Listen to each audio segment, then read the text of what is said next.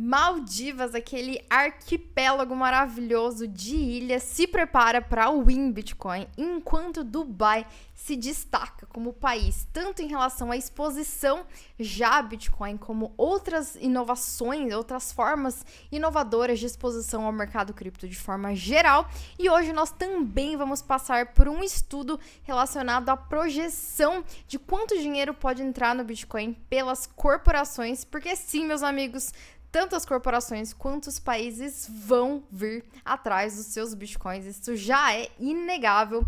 A questão da amplitude pode variar um pouco, mas no vídeo de hoje eu vou falar um pouquinho para vocês de alguns desses países que estão, sem dúvida alguma, indo para o Bitcoin e indo para as criptomoedas, tá certo? Sem grandes enrolações, então bora que já começar. Claro, caso você ainda não seja inscrito, por favor, se inscreva, deixe seu like, deixe seus comentários à medida que for assistindo aqui os vídeos. Começando, então, falando da Maldivas, gente. Praticamente todo mundo já ouviu falar da Maldivas, imagino que um pouco menos de pessoas tenham ido até lá. Eu nunca fui, se você já foi, deixa aqui nos comentários, mas nós sabemos, né, que é, então, um conjunto ali de arquipélagos, né, de ilhas, conhecido por ser extremamente bonito e por atrair um turismo de alto luxo, mas o que nós sabemos é que a Maldivas passa por maus bocados econômicos, talvez, inclusive, igual muitas das pessoas que vão, porque nós sabemos que a realidade, às vezes, é que as pessoas que mais gastam e mais ostentam não necessariamente são as pessoas que mais têm, né? Mas, esse aqui é assunto para outro vídeo. O que está acontecendo que é incrível em relação a Maldivas e o Bitcoin? Nós soubemos, gente, muito recentemente, então essa notícia aqui é de ontem, que um fundo de Dubai, e aqui a gente vai juntar basicamente dois assuntos, né, que é a questão da liderança inegável e absurda de Dubai no processo de exposição ao mercado cripto, de compra de Bitcoin e diversas iniciativas, e essa iniciativa das Maldivas, né? E aí, basicamente, o que está acontecendo? Um fundo, um family office de Dubai, está planejando investir 8,8 bilhões de dólares no desenvolvimento, né, do que eles estão chamando ali de um hub blockchain e de ativos digitais, tá? Eu peguei aqui a notícia traduzida só para ficar um pouquinho mais fácil pra gente, porque tem alguns pontos muito interessantes. Então, como eu citei pra vocês, né, tem esse family office que tá planejando aí esses investimentos, né, e um ponto de destaque vale muito, muito, muito a pena, é que o PIB da Maldivas hoje é de 7 bilhões de dólares e é basicamente um país que sobrevive de... um conjunto, de ilhas que sobrevive de turismo e de pesca, né? E aí, o objetivo deles com essa iniciativa é ter uma nova fonte de dinheiro, uma nova fonte ali de desenvolvimento. E qual que é o problema, né? O grande desafio que as Maldivas têm hoje é que eles estão, tal como praticamente todos os países do mundo hoje, né? A era da crise das dívidas soberanas, é que eles têm, então, uma dívida muito grande também para pagar e eles estão com grandes dificuldades. E aí, o ministro, né, das Finanças deu uma entrevista dizendo que eles estão vendo, né, esse projeto como um potencial contribuidor, né, para tirar eles de certas dificuldades que eles estão passando. Quem está liderando esse projeto junto ali, né, com as Maldivas especificamente, esse family office, né, que é o MBS Global Investment, eles têm 14 bilhões de dólares, então quando a gente considera, né, esse investimento de 9, seria uma parte muito, muito, muito relevante. Eles já têm, né, ali entre 4 e 5 bilhões garantidos para esse projeto e estão buscando ali alguns outros parceiros para o desenvolvimento dessa zona franca financeira cripto, digamos assim. E eles destacam, né, alguns aspectos ali interessantes do desenvolvimento desse projeto ali, que é a estabilidade política, boa conectividade, proximidade com grandes mercados, como a Índia e os países do Golfo, né? E aí, assim, existe, né, um problema muito grande, inclusive a Moody's, né, teve, assim, claro que a Moody's, né, vamos considerar que tem algumas polêmicas, mas rebaixou ali as notas da Maldivas, eles estão passando por alguns problemas financeiros, tal como praticamente todos os governos do mundo. Então, eles estão vendo nesse projeto. Mas quando a gente considera um projeto, né, de quase 9 bilhões para um país cujo PIB é menor do que isso, a gente está falando da Maldivas indo ao in e possivelmente um novo hub sendo criado, cripto. Isso é extremamente interessante. E aí, antes da gente ir para Dubai, eu quero citar para vocês uma segunda notícia que dá uma perspectiva sobre como a adoção vai ser. Nós tivemos também, né, o CZ indo pro Quirguistão, tá? Aqui ele publicou essa foto, inclusive, ali no Quirguistão, com um carro, né? Com um carro cuja placa é BNB. E aí ele falou, né, que, entre outras coisas, ele deu, né, o conselho ali pro Quirguistão adotar o BNB e o Bitcoin como moedas, né, estratégicas ali pro país. E quando a gente pensa em Maldivas e Quirguistão, uma coisa que me vem muito na mente, gente, é uma coisa que eu repensei, inclusive, assistindo esse vídeo. Se vocês quiserem assistir, né? Esse cara tava ali no show da Lady Gaga e ele pergunta pra galera se a galera quer um Bitcoin ou quer um VIP pra Lady Gaga, né? Depois vocês assistam. Vou deixar o link aqui na descrição do vídeo. Mas o que é interessante do vídeo, gente? Não dá pra adiantar aqui, né?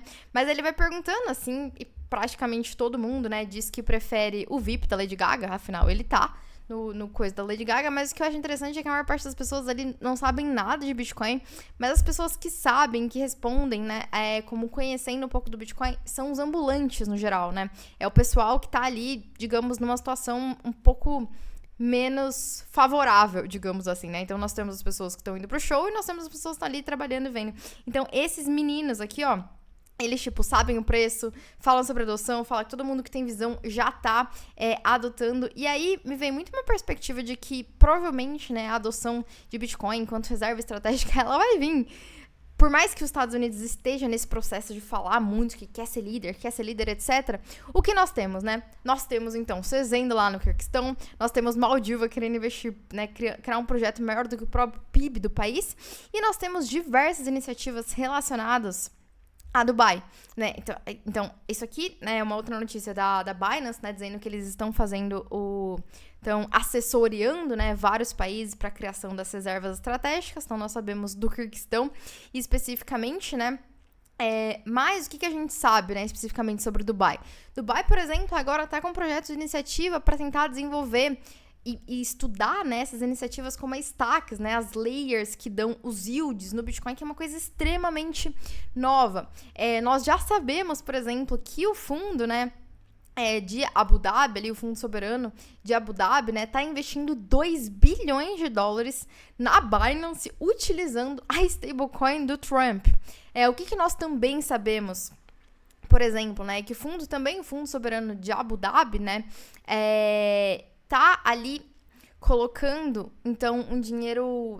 Então fizeram, né, na verdade, um investimento gigantesco já em Bitcoin. Foi o segundo maior investimento desse fundo no início do ano. E isso aqui é o fundo soberano, né, de Abu Dhabi. Os Estados Unidos, ele nem tem ainda um fundo soberano, né? Então vocês devem ter visto a notícia no começo do ano, né, que o Trump ordenou a criação de um fundo soberano, que inclusive pode investir no TikTok, né? Mas o ponto é que, assim, os Estados Unidos ainda nem tem esse fundo, enquanto que Abu Dhabi já tá ali com o fundo, já tá fazendo o processo de desenvolvimento ali muito grande. Então, nós temos, né, o Emirados Árabes, Dubai, e esse pessoal fazendo investimentos realmente grandes, realmente inovadores, indo muito à frente. Então, do Family Office aos fundos soberanos, o processo de desenvolvimento do ecossistema e dos investimentos em Bitcoin ali está realmente muito grande, muito relevante. Além disso, só para que vocês saibam, né, agora, dia 2, né, começa a sair, na verdade, os disclosures, né, dos investimentos de diversas empresas, né, ali dos Estados Unidos. A BlackRock, né, ela tem já o equivalente a 5,4 bilhões de exposições ao Bitcoin.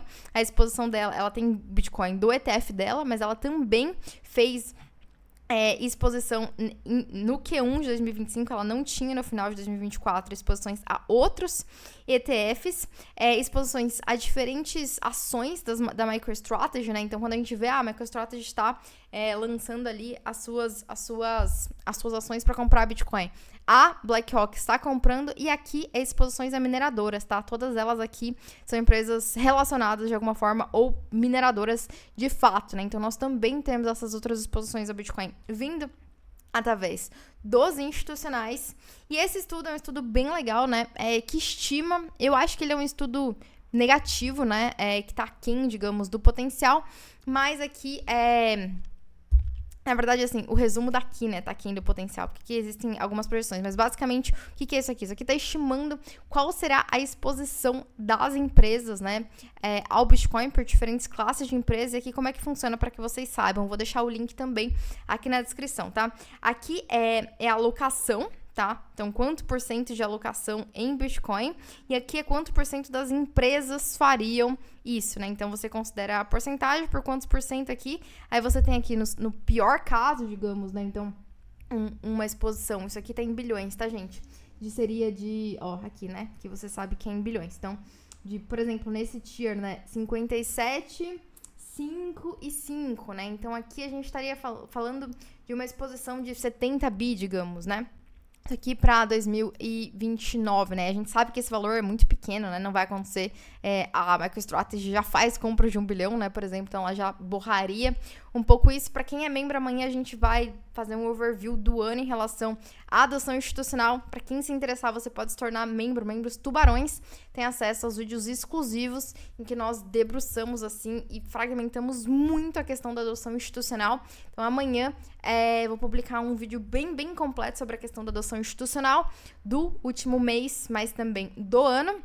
Então, caso você tenha interesse, torne-se membro tubarão. E para quem é membro, amanhã a gente se vê para falar sobre isso, né? E aí aqui a gente tem os cenários mais positivos, né, também. Então, quase aqui seria, se a gente somasse, né, isso aqui é um pouco menos, né, mas ali mais de 500 bilhões de dólares em exposição, no melhor caso de todos, né, via adoção das corporações. E claro que quando entra 500 bi, o market cap não sobe 500 bi, ele sobe muito mais, né, uma entrada de dinheiro de 500 bi faz a capitalização e ganhar mais de tri, né, é um dinheiro muito grande. Quando entra $1, não sobe $1, sobe mais, né, então isso aqui tem realmente um potencial muito grande. A gente está vendo que a adoção institucional continua acontecendo de uma forma extremamente feroz. E isso tudo me deixa muito animada, assim, da perspectiva de que, independente de adoção institucional ser o que eu prefiro ou ser o que eu não prefiro, para mim tá muito claro que esse ciclo continuará sendo o ciclo dos institucionais. O varejo, os pequenos investidores, os investidores novos estão sendo estraçalhados, assim, esse ano, estraçalhados mesmo. Todos os dados que nós olhamos mostram isso.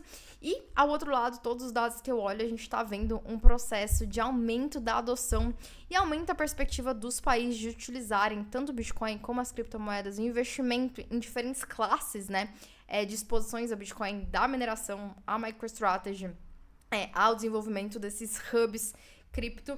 Então, a gente está falando de muito dinheiro, de players muito grandes entrando, né? E desde Maldiva Win a CZ no Kirguistão pensando sobre a reserva. E é isso que provavelmente é o futuro do Bitcoin. E vocês precisam ter isso em mente, tá certo? A gente se vê no próximo vídeo. Deixe seus comentários, curta o vídeo e envie ele também para alguém, caso você ache que tem alguns insights interessantes que podem ajudar outros Bitcoiners ou potenciais Bitcoiners nessa jornada, tá certo?